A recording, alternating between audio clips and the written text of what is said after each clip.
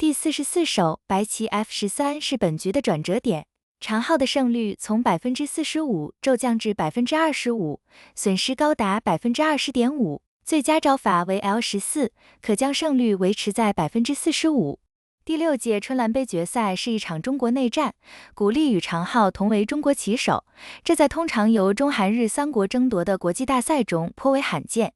第6届春兰杯决赛第2局，2007年春兰杯决赛在南京举行，古力执黑对阵长号，黑棋第1手 R16小目，白棋第2手 Q4 星位应对，黑棋第3手第17小目，白棋第4手第4星位，双方各占2角。黑棋第5手 C6 大目外，白棋第6手 F4，黑棋第7手 C14 大目外，白棋第8手 P16 高目。续盘布局即显示出双方的野心。长号在首局失利后急需扳平比分，而古力手握赛点，志在横扫夺冠。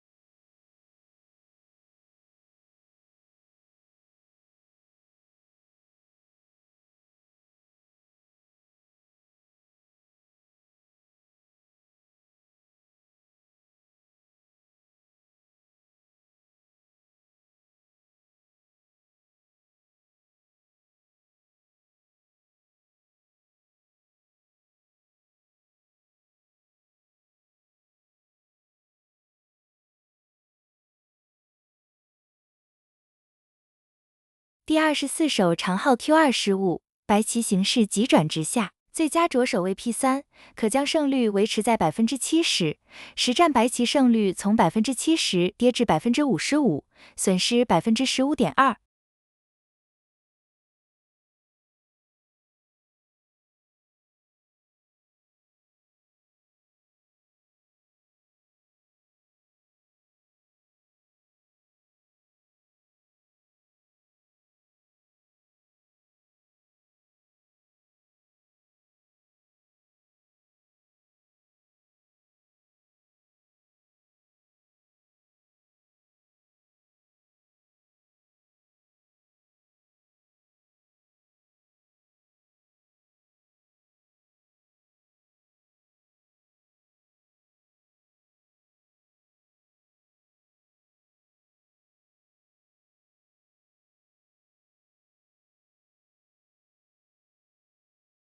第29手古力 M3 应对欠佳，黑棋错失良机，最佳着手为 L3，可将胜率维持在45%。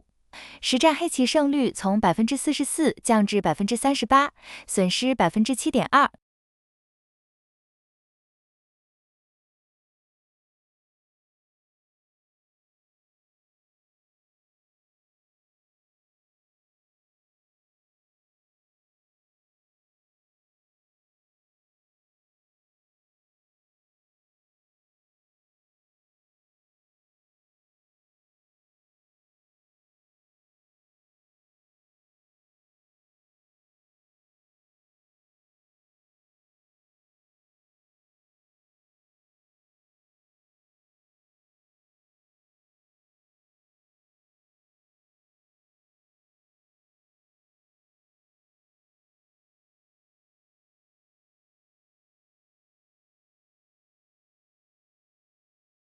第30手长号 S6 再度失误，白棋优势瞬间蒸发，最佳着手为 P4，可将胜率维持在62%。实战白棋胜率从62%暴跌至44%，损失18.0%。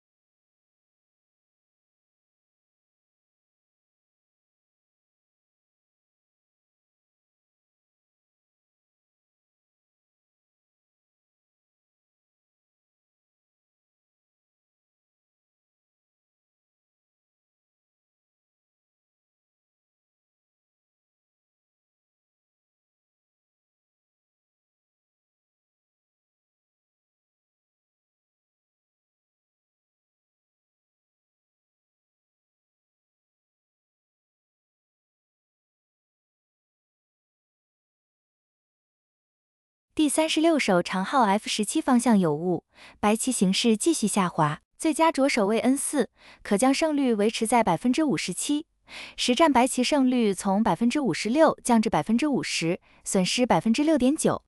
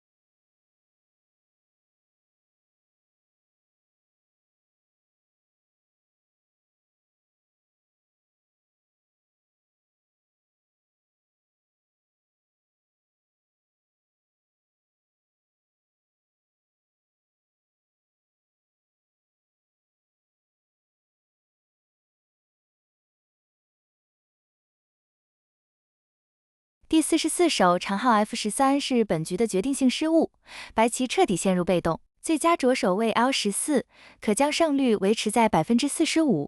实战白棋胜率从45%崩盘至25%，损失高达20.5%。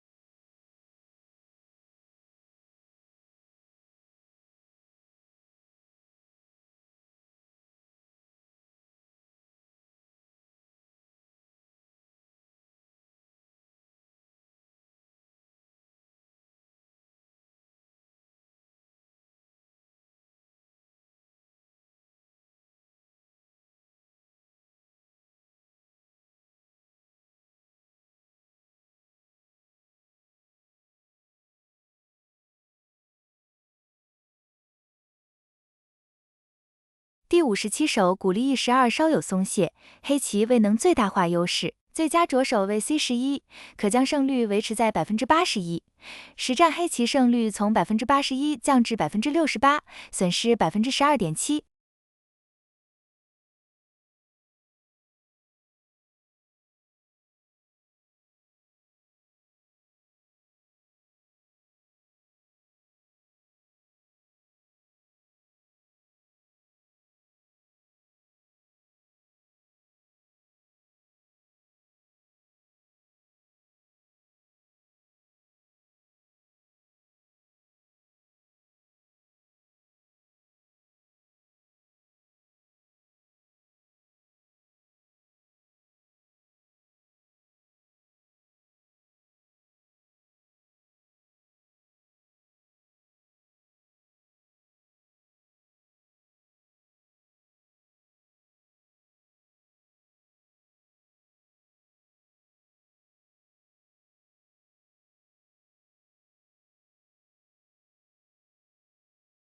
第58手长号 C16应对不够精准，错失反击良机，最佳着手为 E13，可将胜率维持在33%。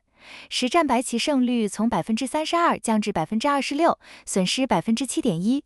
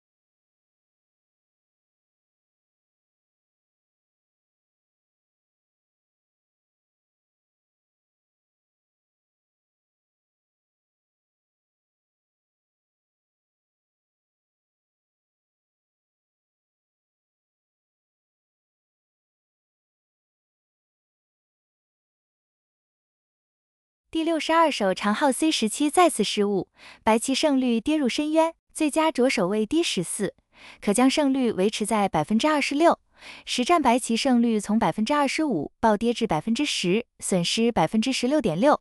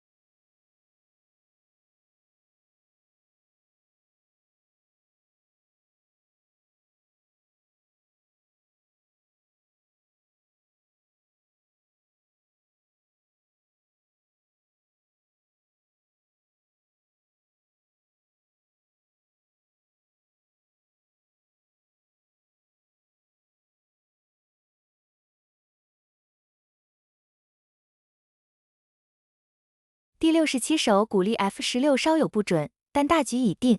最佳着手位 E14，可将胜率维持在88%。实战黑棋胜率从87%降至78%，损失9.5%。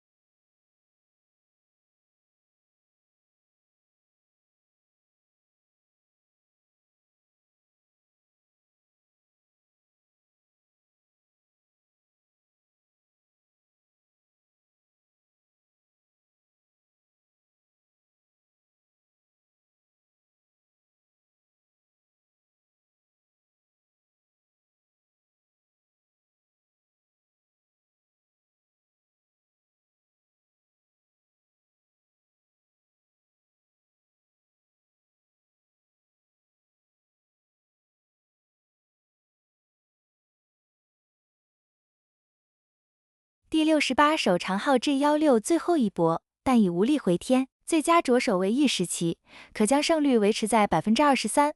实战白棋胜率从22%跌至7%，损失16.1%。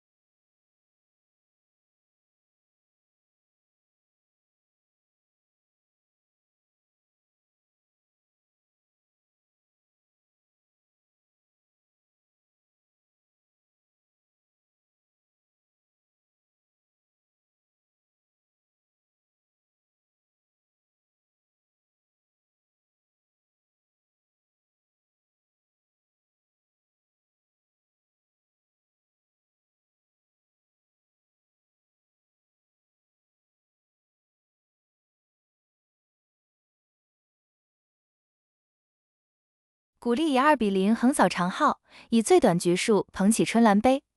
这场全中国决赛的结果，标志着中国围棋的代际更替。曾经称霸棋坛的长浩，在小将古力面前未能赢下一局，古力2-0夺冠。